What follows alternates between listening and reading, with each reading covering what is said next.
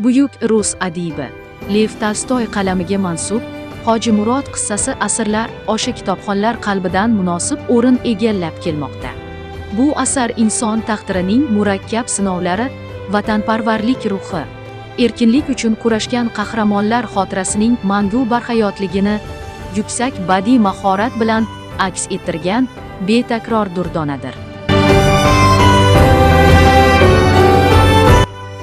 Hoji Murod sahifalarida tasvirlangan voqealar, qahramonlarning jasorati va iztiroblari o'quvchini befarq qoldirmaydi. Uni chuqur mulohazaga chorlaydi. Qalbida ozodlik va adolat tuyg'ularini uyg'otadi. Ushbu to'plamdan joy olgan qissadagi qahramonlar bilan g'oyibona uchrashuv esa tasavvur olamimizni yanada boyitib, tafakkurimizni yuksaltirishiga ishonchimiz komil.